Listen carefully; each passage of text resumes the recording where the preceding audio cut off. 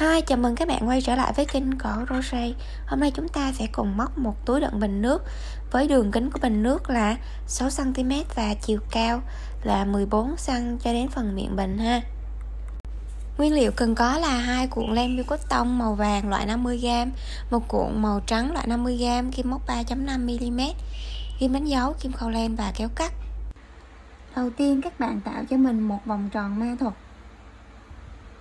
Bạn nào mới học móc len và chưa biết cách tạo vòng tròn ma thuật có thể xem lại video mình có hướng dẫn chi tiết trước đó rồi ha. Sau khi tạo được vòng tròn ma thuật thì mình sẽ móc lên 2 mũi bính. Sau đó đâm kim móc vào vòng tròn ma thuật này, móc lên tổng cộng là 14 mũi móc kép đơn. Cách móc mũi kép đơn thì mình sẽ thao tác như sau: quấn 1 dây lên kim, sau đó đâm vào vòng tròn, kéo đoạn dây len lên và mình sẽ lấy qua 2 lần. Như vậy mình vừa móc được một mũi kép đơn thì mình sẽ dùng ghim đánh dấu để đánh dấu lại mũi kép đơn đầu tiên này để tí nữa dễ nhìn hơn ha. Đây là mũi kép đơn đầu tiên. Tiếp theo thì các bạn sẽ móc thêm cho mình tổng cộng là 13 mũi nữa, thì chúng ta sẽ có tổng số là 14 mũi kép đơn. Đây là mũi kép đơn thứ hai, 3, 4. Các bạn móc như vậy cho đến khi chúng ta được 14 mũi kép đơn ha. Sau khi đã móc được 14 mũi kép đơn thì mình sẽ rút đoạn dây ngắn này lại để khóa vòng tròn chặt lại. Để kết thúc vòng thì mình sẽ gỡ ghim đánh dấu ra và đâm kim móc vào chân mà mình gỡ ghim đánh dấu này và thực hiện một mũi dời. Chân này chính là chân móc đơn đầu tiên ha. Mình sẽ đâm vào đây và móc lên một mũi dời. Như vậy là chúng ta đã hoàn thành xong vòng tròn ma thuật với 14 mũi kép đơn. Để bắt đầu hàng tiếp theo thì mình sẽ móc lên 2 mũi bính. Sau đó chúng ta sẽ thao tác như sau các bạn: đâm kim móc vào chân móc đầu tiên là ở đây và móc vào đây 2 mũi kép đơn chung chân.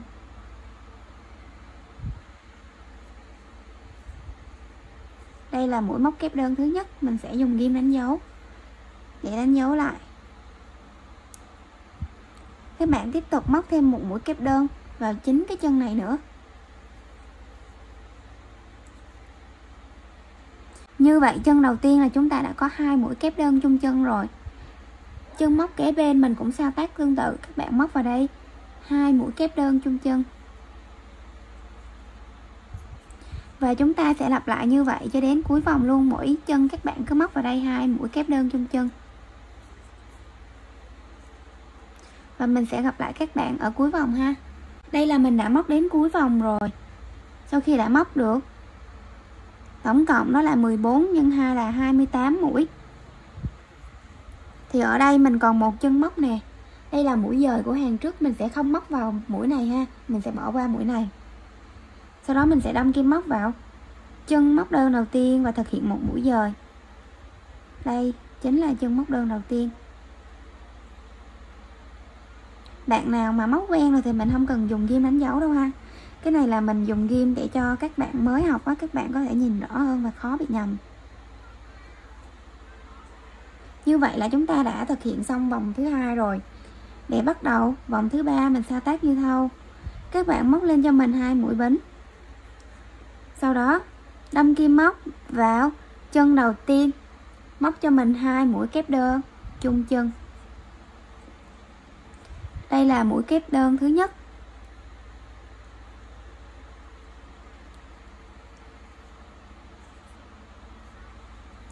Đây là mũi kép đơn thứ hai.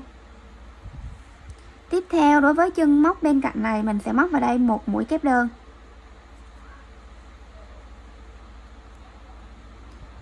Chân móc thứ ba này mình sẽ móc vào đây 2 mũi kép đơn chung chân.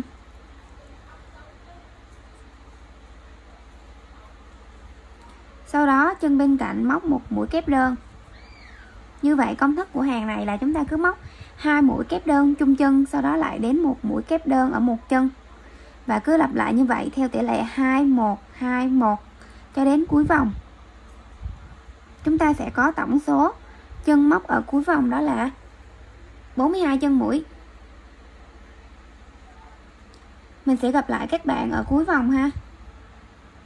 Đây là mình đã móc đến cuối vòng và còn một chân móc này nữa thì mình sẽ móc vào đây một mũi móc kép đơn. Bên này 2 nè, bên này 1 nè, bên bắt đầu là 2 nè, chúng ta cứ xen kẽ như vậy ha. Và để kết thúc vòng thì mình sẽ gỡ ghim đánh dấu này ra. Sau đó đâm kim móc vào chân mà mình vừa gỡ ghim đánh dấu và thực hiện một mũi dời. Như vậy là mình đã hoàn thành xong phần đáy rồi. Tiếp theo chúng ta sẽ tiến hành móc lên phần thân ha. Để móc phần thân thì đầu tiên các bạn móc lên cho mình một mũi bến. Sau đó đâm kim móc vào chân đầu tiên và móc vào đây một mũi nửa kép. Tuy nhiên ở hàng này thì mình sẽ không có móc qua 2 dây như bình thường, mà mình chỉ đâm kim móc qua dây phía trên nè. Một mũi móc thì nó sẽ có 2 dây, các bạn để ý ha, dây phía trên và dây phía dưới. Bình thường thì mình sẽ đâm kim móc qua cả 2 dây này, nhưng mà ở hàng này mình sẽ đâm kim qua dây phía trên này thôi nè, đâm vô cái lỗ tròn ở giữa nè. Đấy, mình sẽ đâm vào đây và móc một mũi nửa kép. Đây là mũi nửa kép đầu tiên. Chúng ta dùng ghim đánh dấu lại để tí nữa mình kết thúc dễ nhìn hơn. Tương tự đối với chân bên cạnh mình cũng móc vào đây một mũi nửa kép vào cái dây này thôi. Các bạn cứ thao tác như vậy, mỗi chân móc vào một mũi nửa kép nhưng mà chỉ móc vào một dây thôi cho đến cuối vòng ha. Đây là mình đã móc đến cuối vòng rồi và mình có tổng cộng là 42 chân mũi, bằng số chân mũi với cái vòng trước nè, tại vì mình không có tăng không giảm á. Và để kết thúc vòng này thì mình sẽ gỡ ghim đánh dấu ra và đâm vào chân mà mình vừa gỡ ghim đánh dấu, chính là mũi nửa kép đầu tiên. Thực hiện vào đây một mũi dời.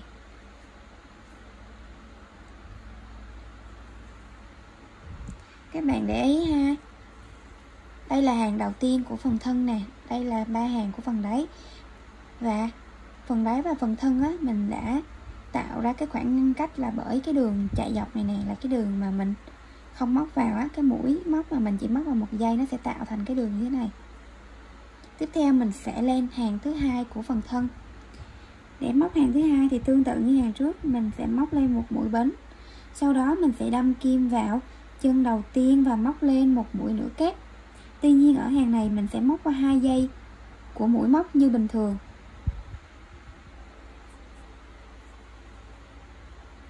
Mình có một mũi nửa kép đầu tiên, dùng ghim đánh dấu để đánh dấu nó lại. Tương tự ở các chân bính bên cạnh, mỗi chân mình móc vào đây một mũi nửa kép và lưu ý là móc qua 2 dây của chân móc luôn ha. Và các bạn cứ thao tác như vậy cho đến cuối vòng. Chúng ta sẽ có tổng cộng đó là 42 mũi nửa kép. Và mình sẽ gặp lại các bạn ở cuối vòng ha. Đây là mình đã móc đến cuối vòng rồi nè. Ở đây có mũi dời mình không móc vào, mình sẽ gỡ ghim đánh dấu này ra và kết thúc vòng bằng cách đâm kim móc vào mũi nửa kép đầu tiên và thực hiện một mũi dời. Như vậy là mình đã xong hàng thứ hai của phần thân. Và tương tự hàng thứ ba các bạn thao tác như hàng thứ hai, lên một bính, sau đó đâm kim móc vào chân đầu tiên và móc lên một mũi nửa kép. Chân bên cạnh chúng ta cũng thao tác tương tự như vậy luôn. Các bạn cứ móc như vậy cho đến cuối vòng và mỗi vòng là sẽ có tổng cộng là 42 mũi nửa kép. Các hàng tiếp theo các bạn cũng thao tác như vậy cho đến khi chúng ta đạt được độ cao như mong muốn. Số hàng thì tùy thuộc vào cái độ cao của cái bình nước của các bạn ha. Nếu mà các bạn có cái bình nước ngắn thì mình chỉ làm như thôi, còn bình nước dài thì mình làm cao lên. Đây là sau khi mình đã móc được tổng cộng 20 hàng ở phần thân thì mình đã đạt được độ cao như mình mong muốn. Đây là cái bình của mình thì nó vừa đến phần thân này, mình sẽ cho các bạn xem ha. Đây, sau khi móc được tổng cộng 20 hàng thì nó đã che được hết phần thân của cái bình nè. Bây giờ chúng ta sẽ tiến hành móc lên phần vỏ của trái chuối. thì ở đây mình sẽ lên một mũi bính, sau đó đâm kim móc vào chân đầu tiên này và móc một mũi nữa kép.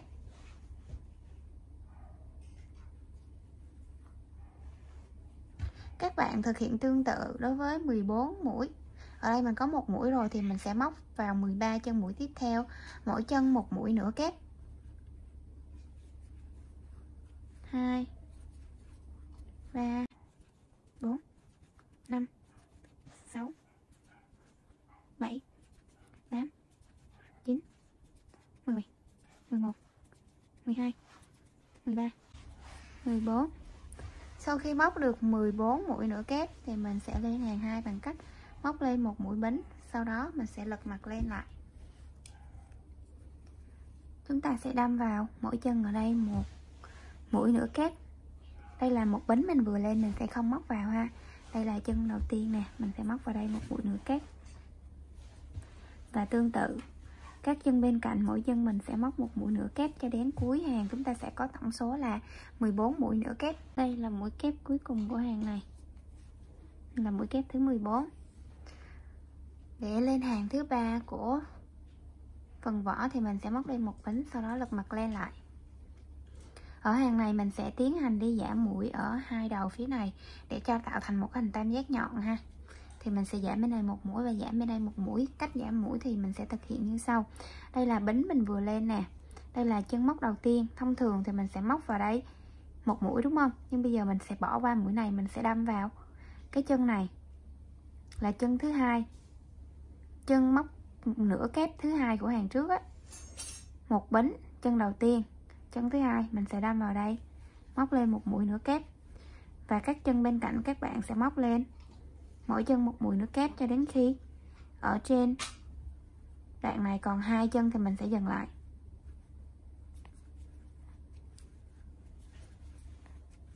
Đây là mình đã móc đến cuối hàng và còn hai chân cuối cùng nè, chân này và chân này, thì mình sẽ bỏ qua chân này và móc vào chân cuối cùng để giảm mũi ở bên này.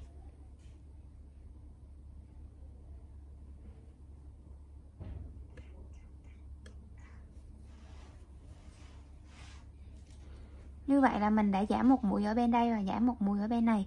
Hàng trước mình có 14 mũi nữa kép thì hàng này mình giảm 2 mũi, mỗi mũi mỗi bên, thì chúng ta sẽ còn lại tổng cộng là 12 mũi nữa kép. Đối với hàng tiếp theo thì mình sẽ móc lên một mũi bính, sau đó lật mặt lên lại, quấn một vòng qua kim, đâm kim móc vào chân đầu tiên và móc lên một mũi nữa kép. Và chúng ta sẽ thực hiện tương tự, mỗi chân móc vào đây một mũi nữa kép cho đến cuối hàng này. Mình sẽ có tổng cộng là 12 mũi nữa kép, tăng số mũi của hàng trước, tại vì hàng này mình không tăng và cũng không giảm. Các bạn thao tác như vậy cho đến cuối hàng ha. Để lên hàng tiếp theo mình sẽ móc lên một mũi bính và lật lại. Tương tự như hàng vừa rồi, hàng này mình sẽ không tăng không giảm mũi, mình sẽ móc vào mỗi chân một mũi nữa kép. Như vậy công thức để làm phần vỏ của trái chuối này đó là chúng ta sẽ móc hai hàng không tăng không giảm, sau đó đến một hàng giảm 2 mũi, rồi lại hai hàng không tăng không giảm. Chúng ta cứ lặp lại như vậy cho đến khi mình móc hết luôn phần nhọn ha.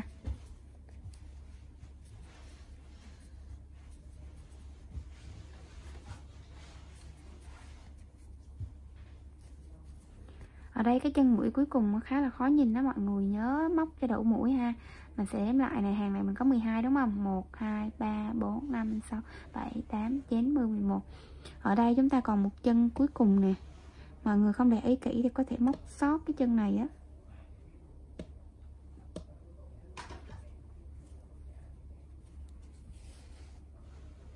Đối với hàng tiếp theo thì mình sẽ móc lên một mũi bính, lật mặt lên lại và mình sẽ tiến hành đi giảm mũi ở hàng này. Ở đây mình có hai hàng không tăng không giảm rồi thì sẽ đến một hàng giảm mũi, thì chúng ta sẽ thực hiện tương tự. Chúng ta sẽ giảm một mũi bên này và giảm một mũi bên này. Mình sẽ móc vào mũi nửa kép thứ hai. Đây là một bính, mũi nửa kép đầu tiên, mũi nửa kép thứ hai. Chúng ta đâm kim móc vào đây và móc một mũi nửa kép, bỏ qua một chân ở đây. Sau đó mỗi chân cứ móc vào đây một mũi nửa kép cho đến khi chúng ta còn lại hai chân móc ở bên đây. Hiện tại trên hàng này mình còn hai chân chưa móc là chân này và chân này, thì mình sẽ giảm một mũi ở chân này mình không móc vào và mình sẽ đâm kim móc vào chân cuối cùng này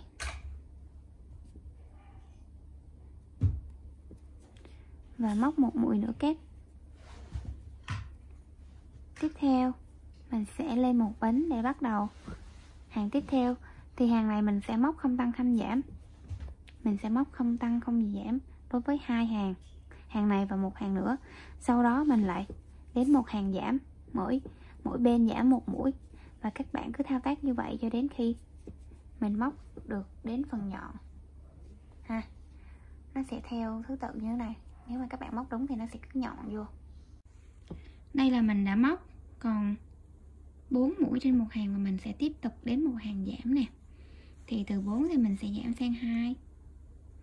Mình sẽ đâm kim móc vào, bỏ một chân, đâm vô chân này, móc một mũi nửa kép. Sau đó lại bỏ chân này, móc vào chân cuối này, một mũi nửa kép.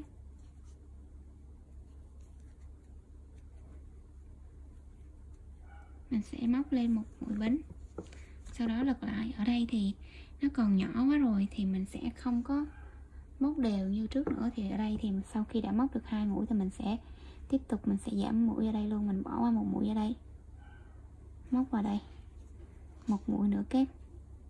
Như vậy là mình đã móc trên này. Như vậy là mình đã giảm xong rồi. Mình sẽ kết thúc bằng cách móc lên một mũi bính, kéo dây len qua, và chúng ta sẽ tiến hành cắt dây.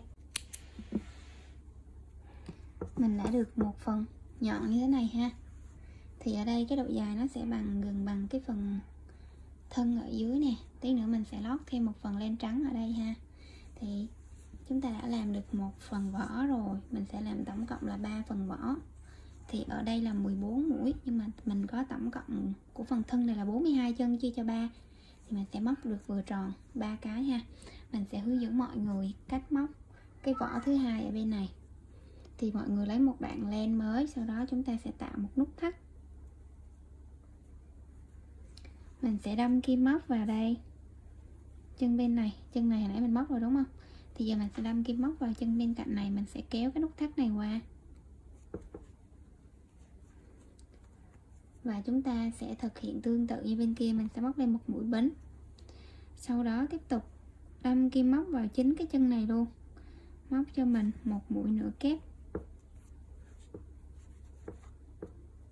Và các chân bên cạnh mình cũng móc mỗi chân một mũi nửa kép cho đến khi chúng ta đạt được là 14 mũi nửa kép. Ở đây mình có một mũi nửa kép rồi. Chân bên này thêm một mũi nửa kép và 2 mũi nửa kép, 3 mũi. Các bạn thao tác như vậy cho đến khi chúng ta có tổng cộng là 14 mũi nửa kép ha. Sau khi đã móc lên được 14 mũi nửa kép thì mình sẽ thao tác tương tự như bên kia. Mình móc một bính, sau đó lật mặt lên lại và móc vào mỗi chân một mũi nửa kép cho đến cuối hàng. Chúng ta sẽ có tổng số là 14 mũi nửa kép. Sau khi đã móc được hai hàng không tăng không giảm thì mình sẽ tiến hành móc lên hàng thứ ba, chính là một hàng giảm. Ở đây mình sẽ bỏ qua một chân, chính là chân này. Mũi nửa kép đầu tiên của hàng trước thì mình sẽ bỏ qua. Mình sẽ đâm vào đây, móc một mũi nửa kép. Sau đó mỗi chân móc một mũi nửa kép cho đến khi trên hàng này chúng ta còn lại là 2 chân mũi thì mình sẽ dừng lại. Trên hàng này hiện tại mình đã còn 2 chân mũi, đó là chân này và chân này. Thì mình sẽ tương tự như bên đây, mình giảm một mũi bằng cách là mình bỏ qua chân này. Mình sẽ móc vào chân móc cuối cùng ở đây, một mũi móc kép, một mũi móc nửa kép, và lên một bính để lên hàng tiếp theo. Thì hai hàng tiếp theo mình sẽ móc không tăng không giảm, rồi lại đến một hàng giảm, rồi lại đến hai hàng không tăng không giảm giống như bên này ha. Các bạn thực hiện tương tự như cái cánh hồi nãy mình đã hướng dẫn. Và chúng ta sẽ thao tác như vậy cho đến khi chúng ta đạt được 3 cánh ở 3 góc này. Đây là sau khi mình đã móc được 3 cánh rồi nè. Phần len dư này mình sẽ dùng kim khâu len và giấu nó vào mặt trong.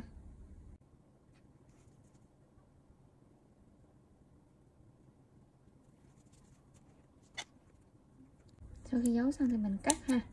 Tương tự đối với hai cánh bên này các bạn cũng giấu nó luôn. Tiếp theo thì chúng ta sẽ làm 3 miếng tam giác màu trắng này để mình lót phía trong của cái cánh này ha. Để làm phần màu trắng thì mọi người tạo cho mình một nút thắt. Sau đó móc lên tổng cộng là 14 mũi bính.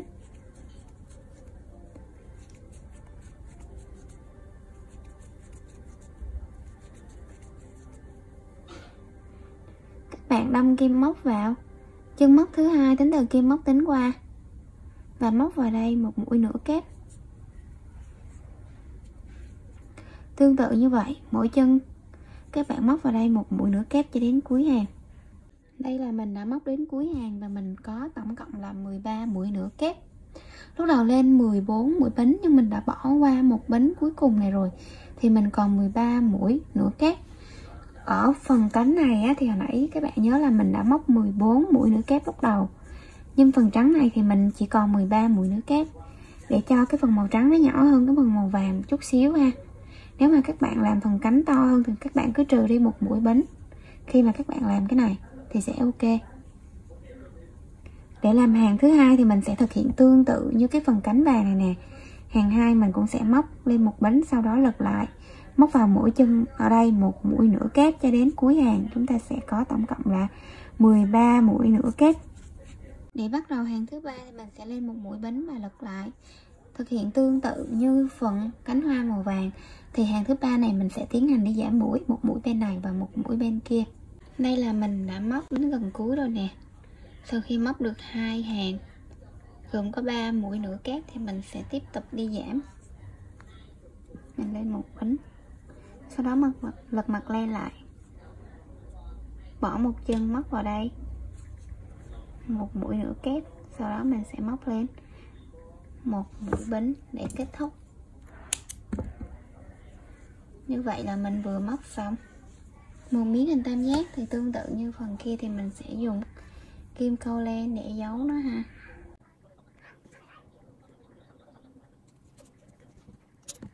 Tiếp theo chúng ta sẽ đi tiến hành ráp phần màu trắng này vào phần màu vàng ha. Thì mình sẽ dùng kim câu len để mình ráp. Đầu tiên thì mình sẽ đâm kim xuống.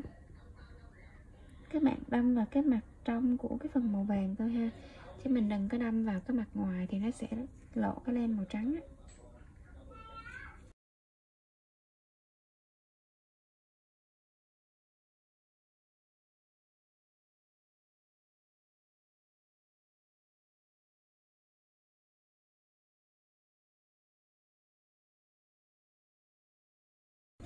Các bạn cứ đi bo viền như vậy ha, kết phần màu vàng này với lại phần màu trắng lại với nhau.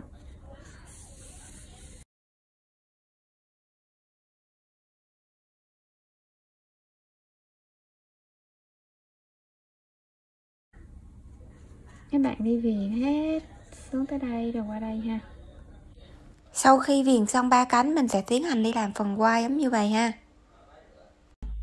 Để làm phần quai thì đầu tiên mọi người tạo lên một nút thắt, rồi mình sẽ móc vào đây tổng cộng là 6 mũi bính.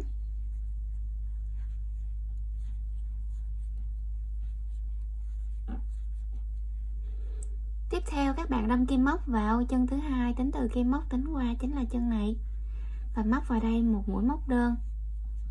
Chân bên cạnh mình cũng thao tác tương tự, móc vào đây một mũi móc đơn. Các bạn thao tác như vậy cho đến cuối hàng. Mỗi chân mình sẽ móc vào đây một mũi móc đơn.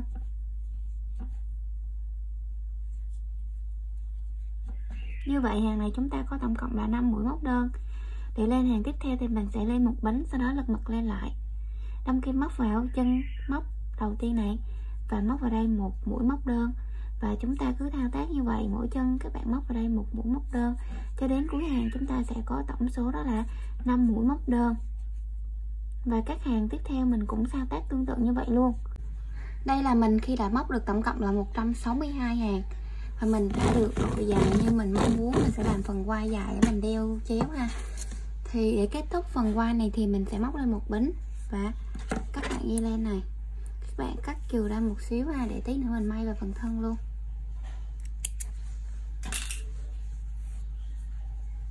Mình sẽ dùng kim khâu len để kết phần quai vào phần thân ha.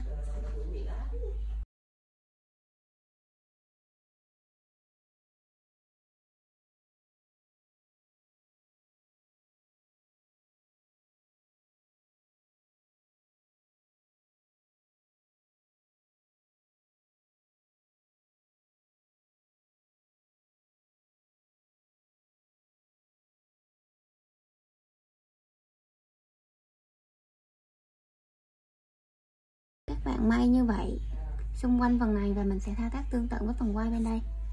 Sau khi may xong là coi như mình đã hoàn thành xong túi bệnh đựng nước rồi ha. Thì ở đây chiều dài thì mọi người cứ làm theo thể thích của mọi người. Chúc các bạn thành công và đừng quên đăng ký, like, share, ủng hộ mình nha. Hẹn gặp lại các bạn ở những video sau.